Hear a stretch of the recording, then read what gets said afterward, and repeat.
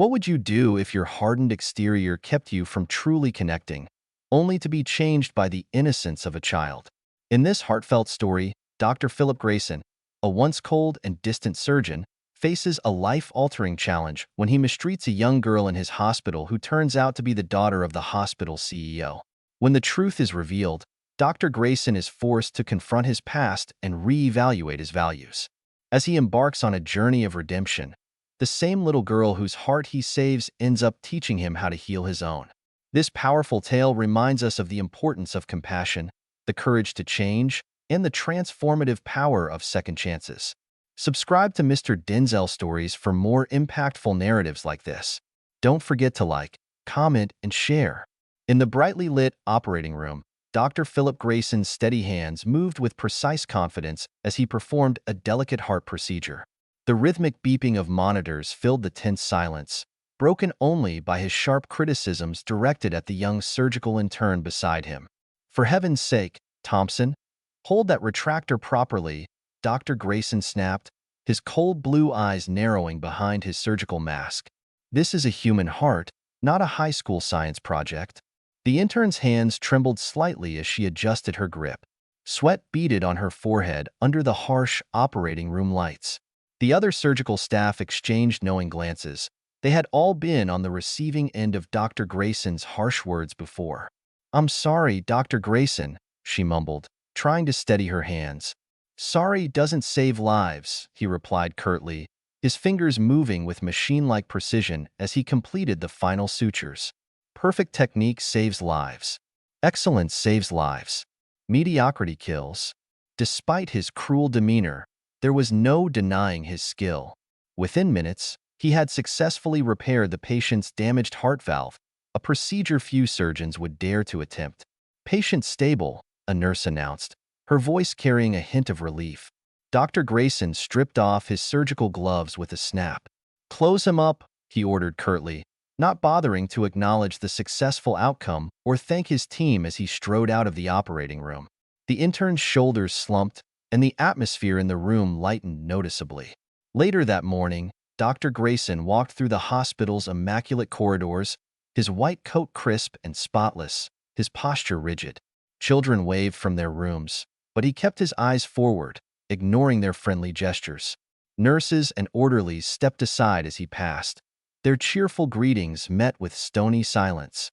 "Nancy," Dr. Grayson called out to a veteran nurse with kind eyes and graying hair. She hurried to catch up with him, clutching a patient chart. "Could you please look at Mr. Rodriguez's case? He needs surgery badly, but he's uninsured and—" "This isn't a charity, Nancy," Dr. Grayson interrupted, not breaking his stride.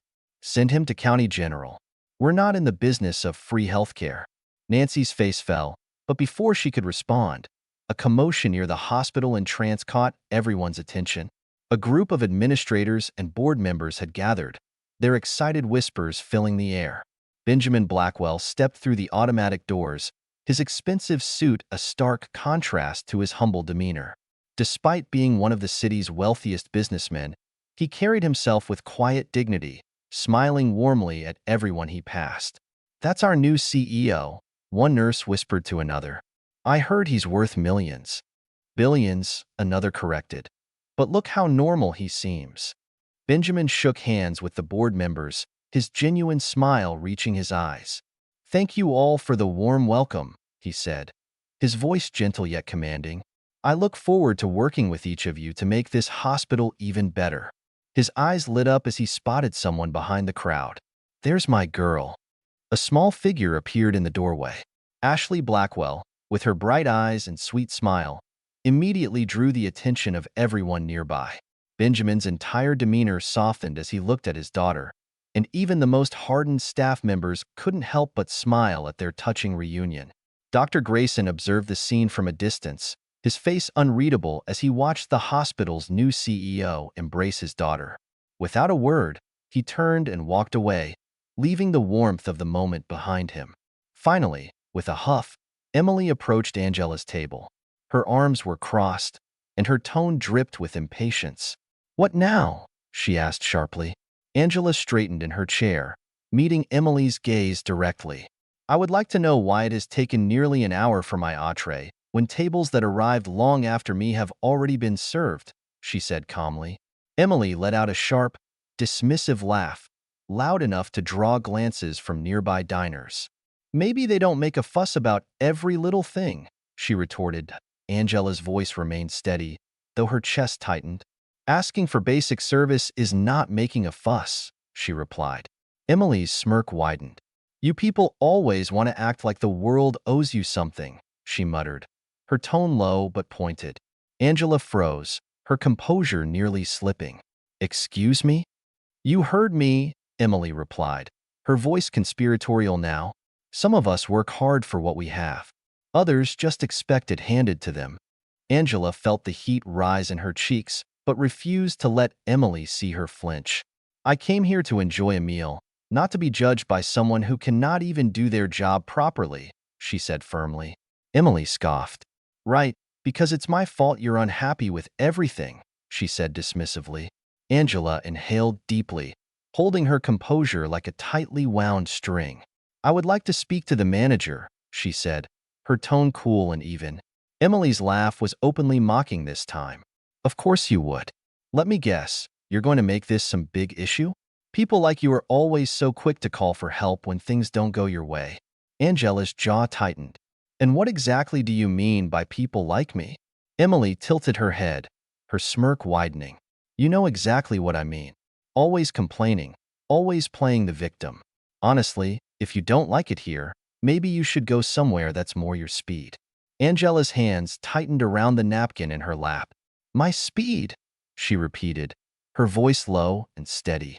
Is that how you treat all your customers, or just the ones you don't think deserve to be here? Emily shrugged. I treat everyone the same. Maybe you're just a little too sensitive. The words hung in the air, sharp and deliberate. A few heads turned toward Angela's table as nearby diners began to notice the escalating tension.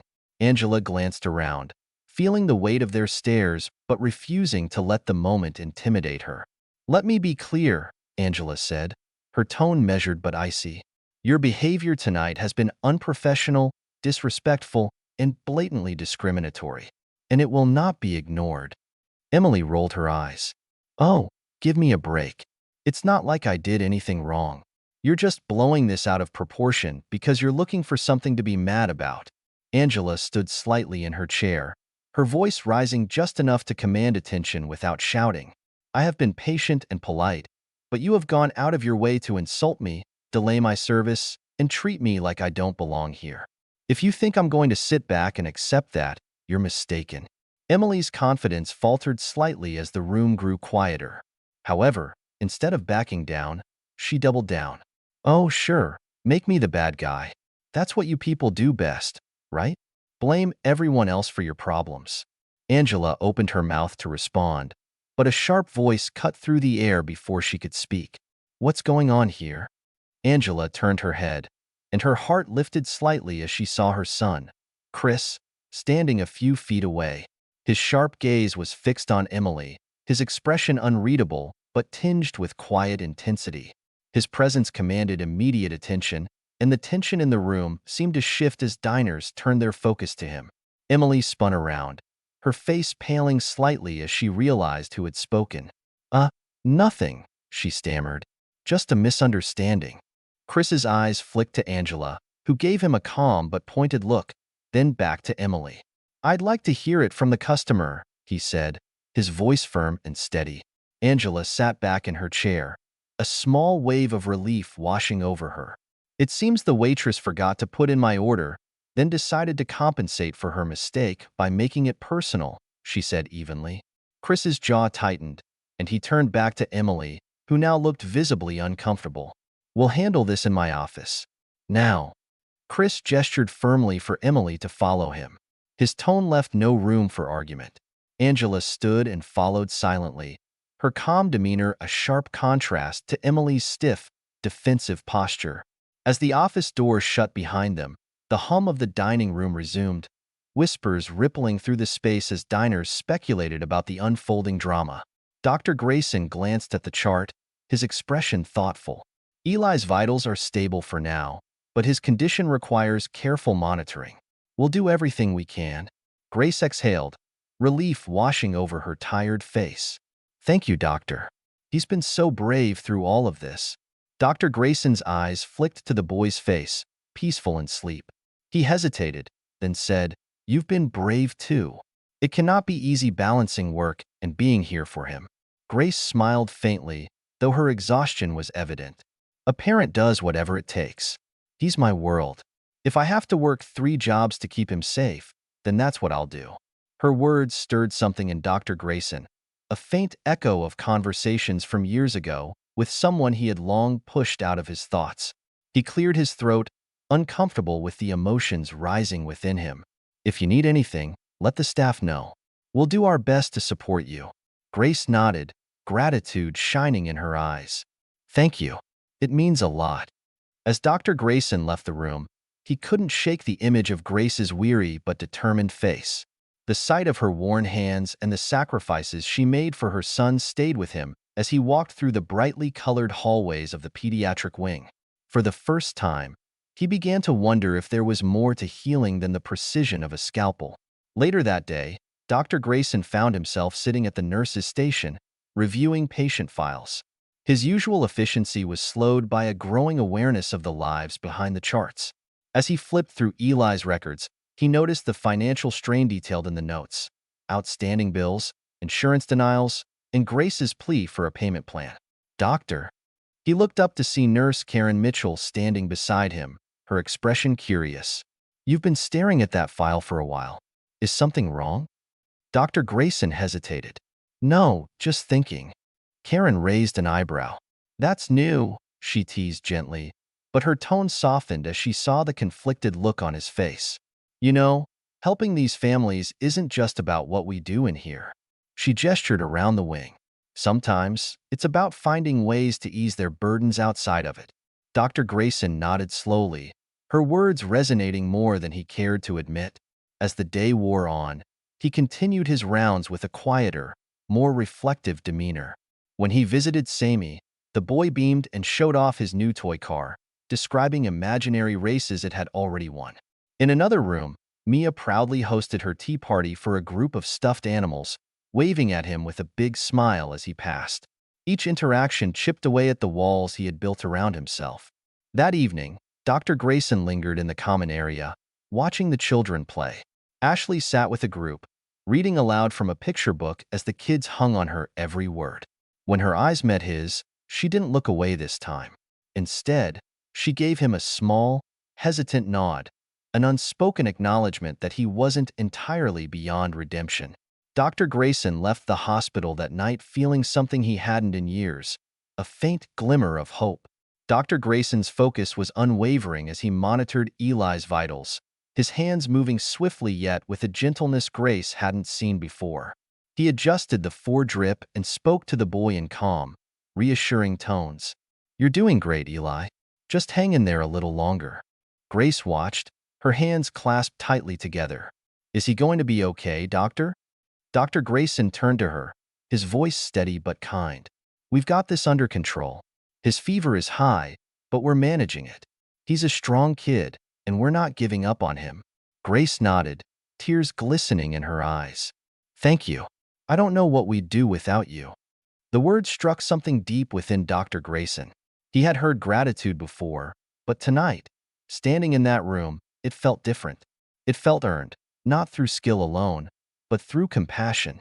As Eli's breathing evened out and his fever began to subside, Dr. Grayson allowed himself a small smile.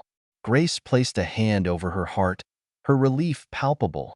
"Thank you," she whispered again.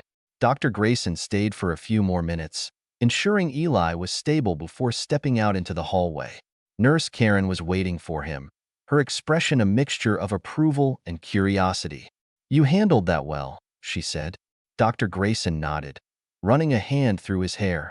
"It's not just about medicine, is it?" Karen smiled faintly. "No, it's not. But you're starting to figure that out." Later that night, Dr. Grayson sat in his dim office, the hospital quiet around him. He held Ashley's crayon drawing in his hands, the image of himself with a big red heart next to his name. Her words echoed in his mind. "You can fix my heart, right?" He closed his eyes, feeling the weight of her trust. For the first time in years, he allowed himself to feel vulnerable, to acknowledge the fears and regrets he had long buried. The next morning, Dr. Grayson stood outside Ashley's room, her surgery scheduled for the afternoon.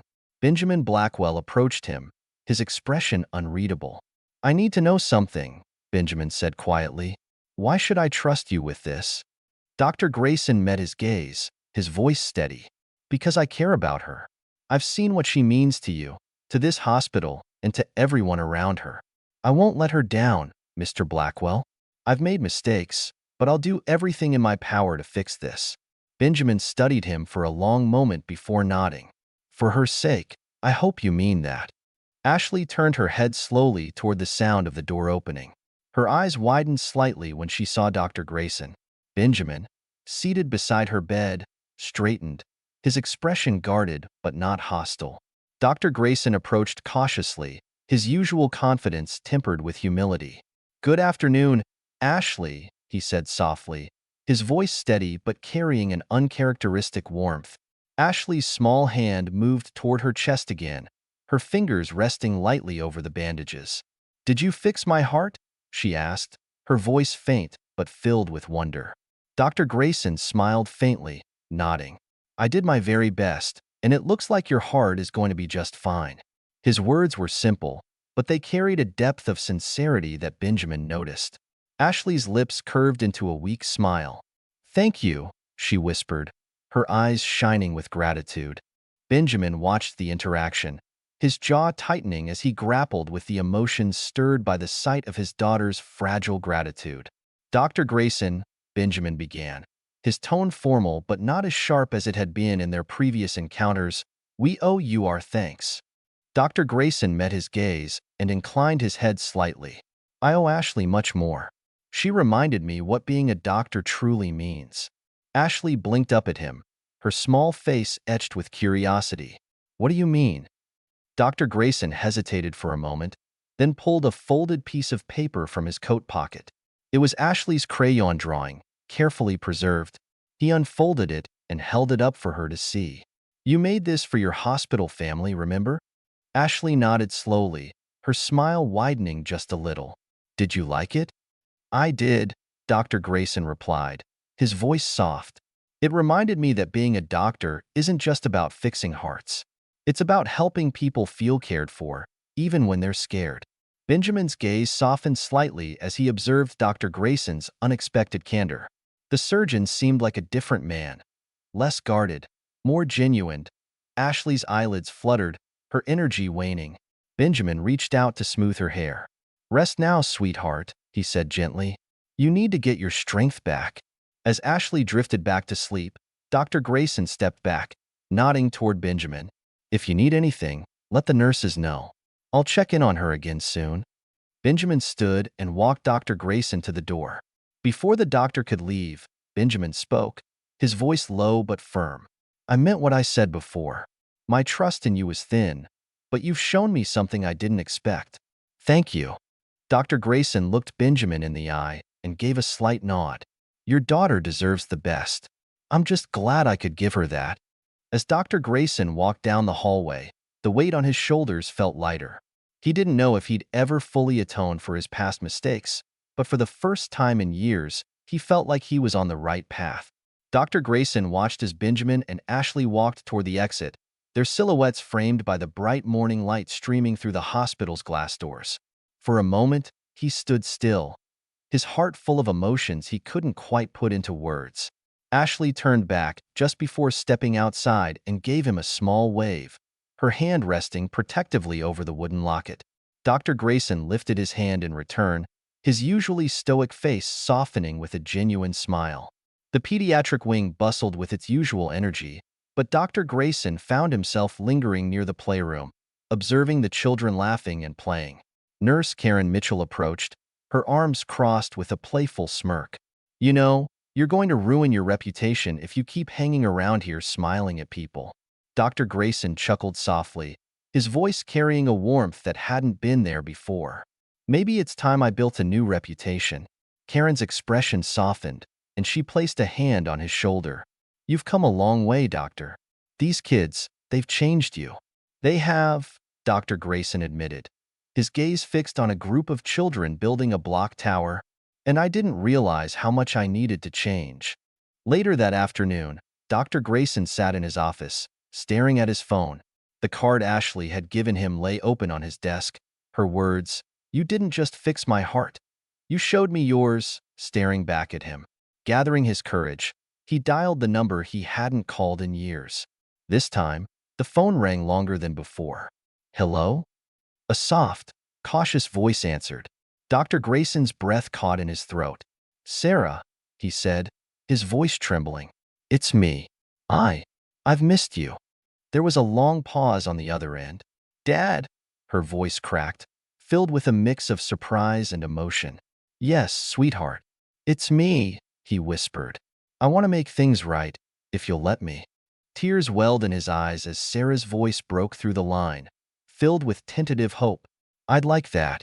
For the first time in years, Dr. Philip Grayson felt the weight of regret lift, replaced by the possibility of healing, not just for his patients, but for himself and his family.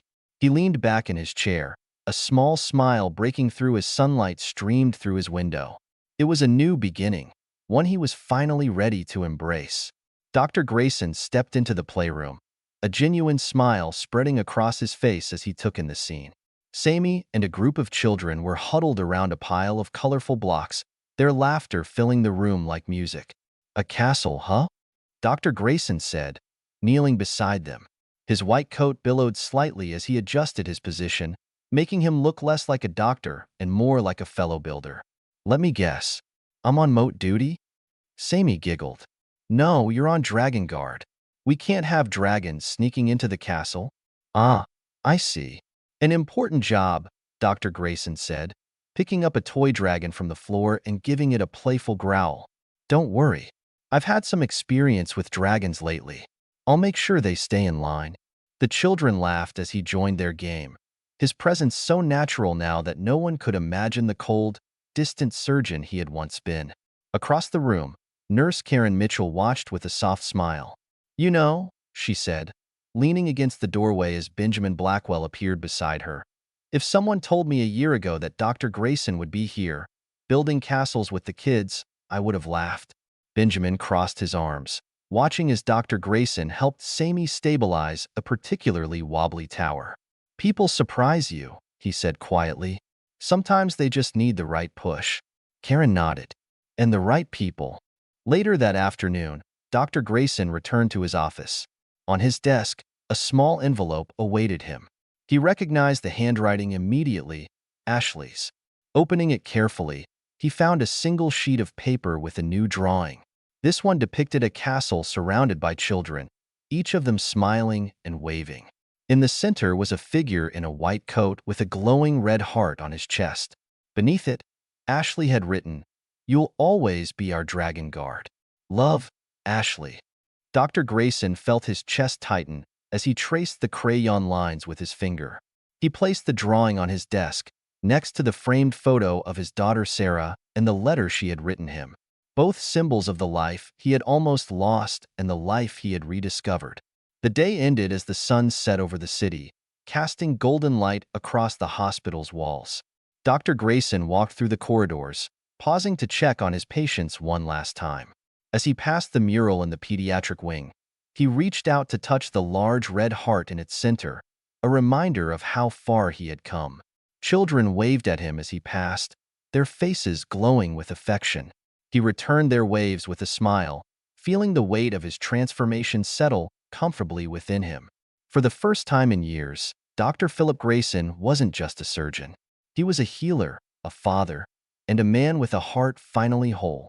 And as he stepped into the warm evening air, he knew his story wasn't just about redemption. It was about the lives he had touched and the lessons they had taught him. The journey had been hard, but it had been worth every moment. Because in the end, it wasn't just about saving hearts. It was about learning how to live with one.